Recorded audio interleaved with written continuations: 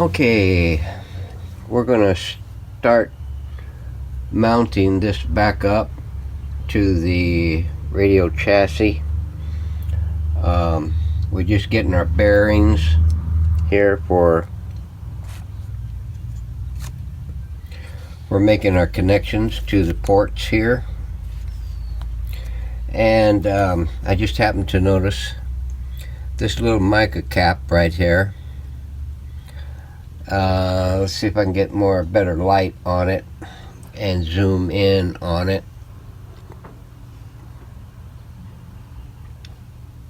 Where's my stick?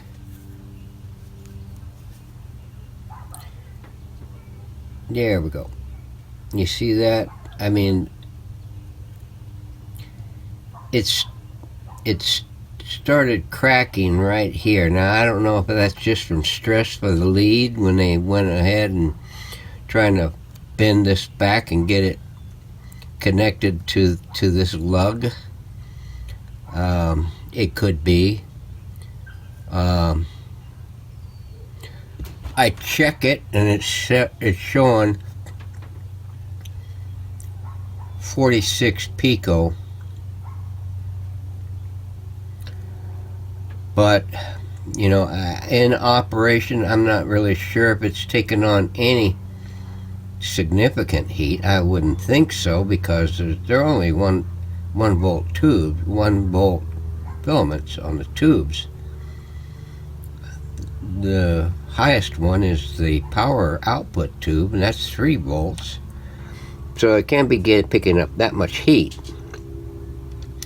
But during operation, I'm thinking that it may be fluctuating a little bit, which is one reason why we're not getting very good results on the shortwave band. Now,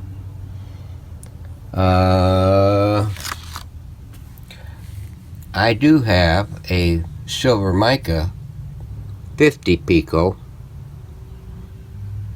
cap that I can put in there, and the more I think about it, the more I'm going to make the commitment to go ahead and do that, in case this thing here does have an issue to it. I know it checks out within tolerance, but in operation it may be putting my donkey in the dirt. So I'm going to go ahead and change it. It's showing, yes, turn this thing around here so I can get,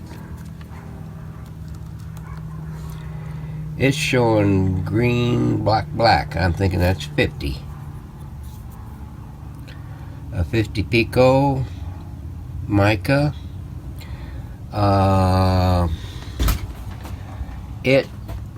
What I generally do is find out where the connection points are, and the other side of this connection point goes to pin 4 of that tube right underneath it, and that tube right underneath it is the 1LA6 converter tube. It is going to pin 4. So to verify that is a 50, I come over here, I find pin 4. Now, how do I know that that one there is pin 4? Well, you get this crap out of the way. You can get all this data online. I look at the 1LA6 tube, and the first grid is pin 4. So with that in mind, I come over here. That is the first grid. C12 is tied to that, along with a 100K resistor. I look at that. That right there is a 100K resistor.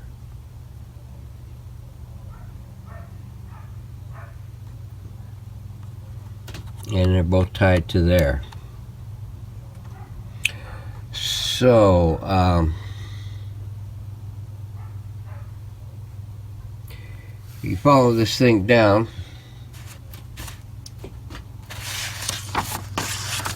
Let me go to the smaller schematic, the full schematic. Follow that thing down, and it comes down here and ties into this switching network here. If you look right here, here are all the coils. Here are all the switches. 12, 13, 14, 15, 16. Well, let's go back to the parts list. We look on here for description. 12, 6 megacycle oscillator coil, 9 megacycle, 12 megacycle, 15 megacycle. I think that says 16 or 18 or whatever. So those are shortwave, and that's what I'm thinking.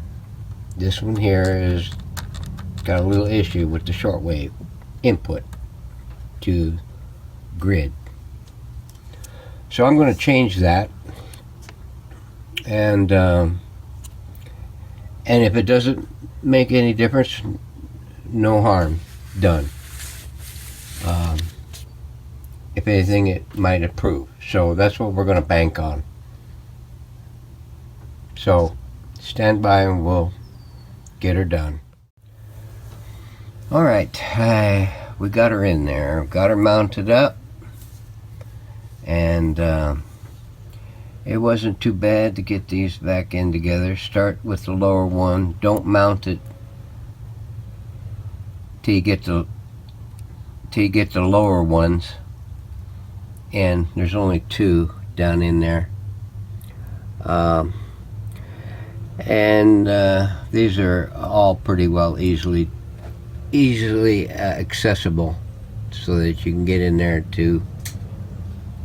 and then you can torque it down and mount it up. We got the connections back into this wave magnet board, and I'll tell you, I've seen a lot of people use a lot of different tools to do a lot of different things, but I'll tell you, when I first started this thing, you know, I was using just needle nose and whatever I could get, whatever I had, until I seen somebody use hemostats, and these are really a butt saver.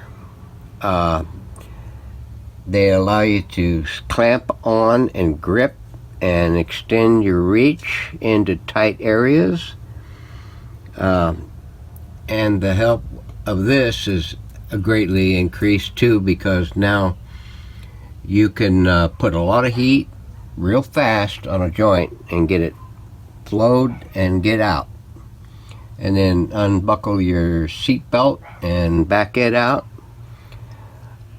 and it just makes the work a little less stressful when you got some of these that you can use to hold your work, hold in place, clamp down,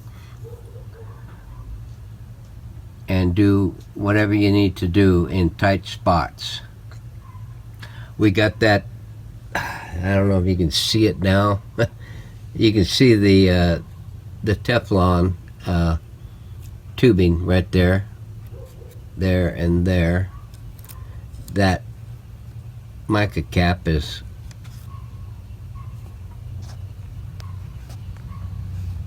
right down in there. You can see a little chiclet there at the end of that. Okay, now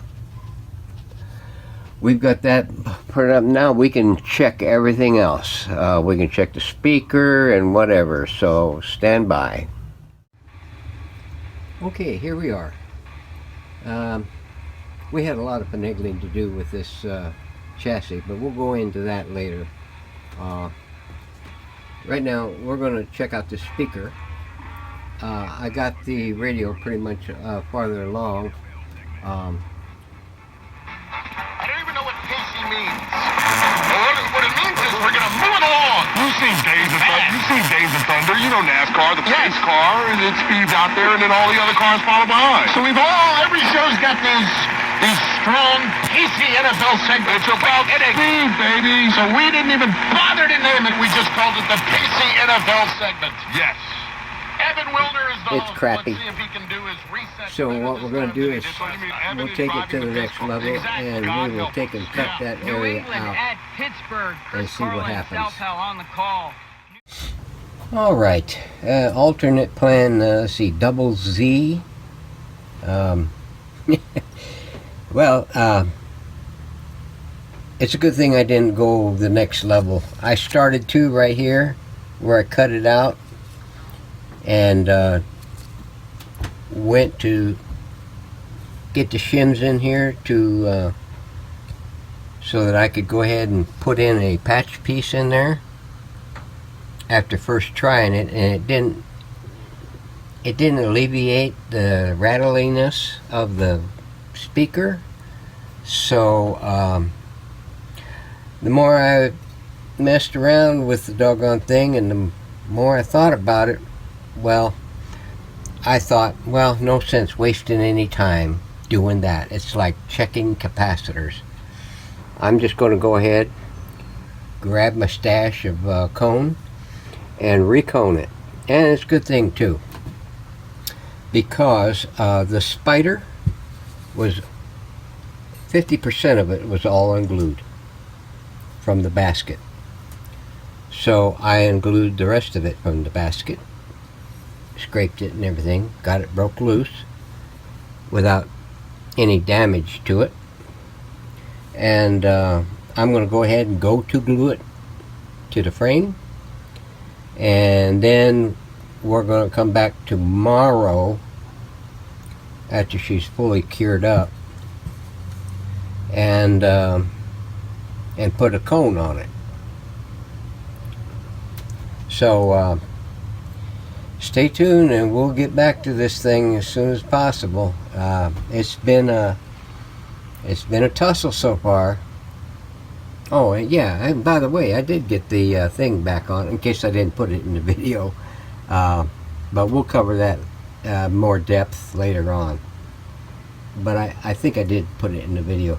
I have videos stored up on this phone for today and late yesterday, waiting for successive segments so that I could keep it in progression, and I haven't downloaded the phone yet, so I don't know I don't remember what I got in the phone, so I'm gonna go do that now. Then it's about doggy's meal time anyway. So anyway, thanks for watching.